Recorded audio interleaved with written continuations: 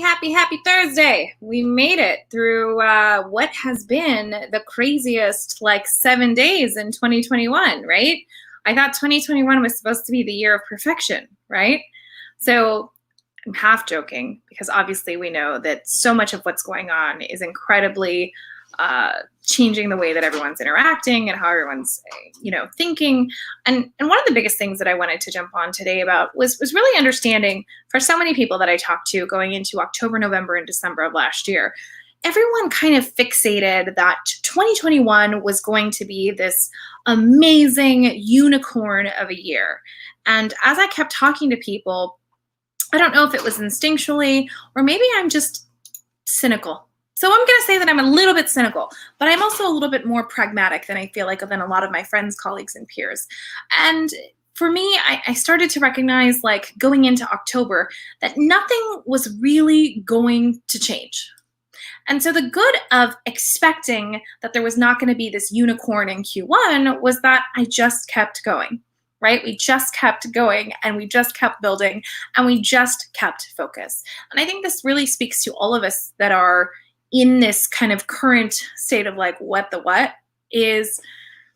There's always going to be something that puts a monkey wrench in your plan, and you have an opportunity to internalize that and let it distract you, or you have an opportunity to just keep going. So perfect example, August, September, as we were talking about different ways to do roundtables, a lot of people said, well, we don't want to do anything until after the election.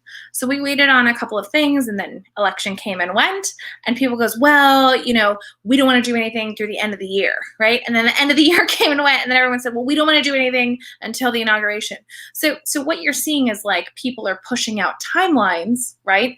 And time is still marching on. So you actually can't control time, right? So before you know it, you're going to blink and it's going to be halfway through Q1 and you're going to go, what are we doing? So a couple things to touch on. First things first, as I have been saying for all of my California-based businesses, there was a couple of changes in that small business, that California grant that was offered. If you're watching on Instagram, which I'm looking at you guys over here and you're in California, jump over to Facebook so you guys can see the screen that I'm showing. But I'm going to go through a couple of the major core program updates and how they're affecting your application process. So what we're going to see is, obviously, the program was overwhelmed as we expected. The original timeline, although very exciting to close it on January 5th, just not practical based on the sheer volume of people that applied. So what we saw is the application window started on December 30th and it closes January 13th. So you'll note that they've extended it out because what they're doing is staggering some of these applications. So really important to note, if you think you want to apply for this grant funding for your business, friendly reminder on those numbers, under $100,000 in revenue, it's a $5,000 grant. Over $100,000, and I believe up to $1 million is $15,000, and then I think up to $2.5 million is $25,000. Now, I'm not here to dispute with you whether or not I think that is a insulting amount of money based on how long some of you guys have been feeling this and out of business, but I do know that because there are provisions in here for my solopreneurs, my freelancers, my 1099s, my side hustle, my gig economy workers, that this is a viable option for you. So a couple of things really quick as we go through this documentation. If you are trying to find this information, again, for those of you watching on Instagram, jump over to Facebook or LinkedIn and you can see all of the screen that I'm sharing. It is careliefgrant.com, and I'm going to go ahead and put this into the comments. Again, if you're watching and you see this information, you think it's valuable, you think someone could benefit from this information, share, comment, reshare the link, because obviously to support a small business, you don't actually have to spend tons of money. You can do any one of those three things, and those three things are free and they do so much. So again, I've just dropped the link into the live stream here so that you guys can see it, and I'm sharing that screen. If you're on Instagram, you're missing out on this experience, click on the link to join me over on Facebook. So a couple things. You will need an application certification. Each lender or provider that's working with you, there's SDBC, there's the Asian Business Owners Association, Women's Business Center, And then there's a partnered Lendistry. I really like Lendistry's platform and their technology. We'll have a certification. On that certification, you say how you are going to use the money and that you're not going to use it for, I don't know, giving yourself a bonus. So there's certain designated areas that you can spend the money on. The second thing you will need is a most recent tax return. They're actually being pretty generous here. They're telling you that you can use your 2018 or 2019 tax return. I literally am hearing a frog right now. I don't even know how that's possible. There's 2018, 2019 in a form or online. And then your filing of California articles of incorporation, a certificate of organization, your fictitious name statement. Again, they're giving you 3 or 4 different options to have. You want to make sure all of these things are scanned before you go to the application. And last piece is your photo ID, so ID card or passport or driver's license. Any of those things. So once you have those in there, you'll go through that process. Again, here's a reminder of the eligible grant amount that's available per business. And you'll just go through that process. Keep in mind, there's 2 rounds. So if you apply for the first round and you are not approved and it doesn't go through, you do not need to apply for the second round. It will automatically pass through. So once you get to this website, again, you're going to go hit find a partner. Once you go there, you go to by county. Okay. Once you go to that by county, you will find the county in which you live. And if you don't know where your county is, then we have a bigger problem because you should know what county you live in, okay? So clearly we're gonna go down here, we're gonna look at San Diego, and there's our roll-up of information. My husband is laughing at me, but I'm like, if you don't know what county you live in, I'm pretty much gonna say, what the heck are you doing, right? So we have the Asian Business Association, California Association of Nonprofits, California Manufacturing Technology Consulting, Small Business Development Center, California Women's Business Network, CDC, Small Business Finance, and the Center by Lendistry. Again, I like Lendistry. I love their model. I had gotten to meet people from that organization a few years back. I think the technology-driven platforms are where I would focus my time. I definitely have learned more about the partners. You go in, you figure it out. If you're looking at this and this confuses the heck out of you and you just are like, Marissa, I'm not good with numbers or anything, there are webinars in English and in Spanish to walk you through the application process. So if you're a small business in California and you want to apply for this funding and you've been around since at least June of 2019, these are the webinars. You can go in, take a webinar, English or Spanish, and there is no excuse for you to not do this. Looks like we have some viewers coming in from Brazil. Hola, Brazil. Obrigada. Me falo un poquito portugués. So bringing it back to Facebook, find a partner, get your documents and scan them. Name them. Please name them. Name your file, last name, underscore, business name, and what the file is.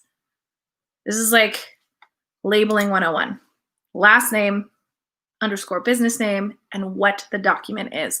You want to make sure that you make it as easy as possible for anybody that is looking at your application to get this grant to know what the documents are, okay? If you make it hard for the lender or the underwriter or the grant reviewers and to have to dig for your paperwork, you're just gonna make it harder on yourself, okay? So that's first things first. Second thing, now that we've kind of closed that up, is we had talked a little quickly about the challenges that we had that were coming up and some of the opportunities. So we had put this challenge up, and it is a LinkedIn challenge. It is a self-guided 5-day LinkedIn challenge. It takes about 10 minutes a day to do. So if you want to complain to me that you don't have time, I'm gonna call you a little bit of a liar because it takes 10 minutes to do. So this challenge is geared 100% to help you optimize your profile in 2020. It is self-guided, self-paced. So if you want to do it all in a day, go for it. But we set the bar a little bit lower because we know that it is hard to kind of get through things right now during COVID. So that's done for you. And as you go through the challenge, you'll go here, you'll register, we'll approve you through the process, and the clock starts, okay? Pretty simple on that end. Last piece to consider is when we were talking about accountability earlier today, what we recognized is that for so many people, they are not getting things done. And so we have a couple of group accountability challenges that are happening in our Strategy Solved group. If you would like to be in that group, simply comment invite and we'll get you into the group. We also have a workshop that's coming up at the end of the month that's all about raising your rates, but that is separate, right? That's a paid workshop. I'm talking about the free workshop that we're having in Strategy Solved. Is all about creating some accountability. Everyone will have the opportunity to fill out their accountabilities for month one, so the next 30 days, what you hope to accomplish for your business. And then we'll do some really rapid fire check-ins over the next 4 weeks. So that is free to all Strategy Solved members. If you're not in the group, come and invite and we will bring you into the group. This is guided, so I'll be jumping in weekly. Sarah will be jumping in weekly, and we're just going to walk you through this process of kind of accountability. Because like I started this live stream with, the world is going to continue to throw challenges at you. And it may be hard to focus. And it's really easy, guys. I was super consumed yesterday as well for a good part of the afternoon. And then I realized I really just hurt myself in my business because I wasn't focused and I wasn't present. So the accountability challenge, it'll be 30 days. Jump into the group. Every week, we're going to guide you through exercises. You'll actually submit, hey, these are my top 3 things that I want to accomplish in the next 30 days. And then we'll hold you to it. Other small things to pay attention to, the Raise Your Rates workshop, and I know that quite a few of you have already signed up, and I'm super excited and I'm really grateful.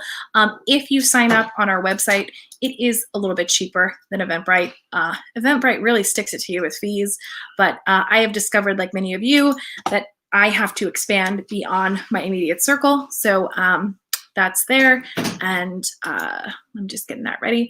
So the whole focus of this workshop is really about taking your expertise and knowledge and being able to say, you know what, I'm really, really good at what I do, and I just don't want to haggle with people anymore. And that's kind of what this was born out of, right? Over the past 3 years, we've done extensive research into how people are buying and why they're buying. So what we're looking at are there's 4 key components, and this is essentially 4 days. Each day is an hour, and there's office hours every day. So you can kind of work on these things in real time. So 1, how to position yourself for what you do, and how to define the ideal clients that you want, right? So there's clients that come to you, and then there's clients you want. And sometimes we know that those are 2 different people. And then how to position yourself, and getting rid of PIDAs, right? So a PIDA, in my opinion, is a pain in the butt.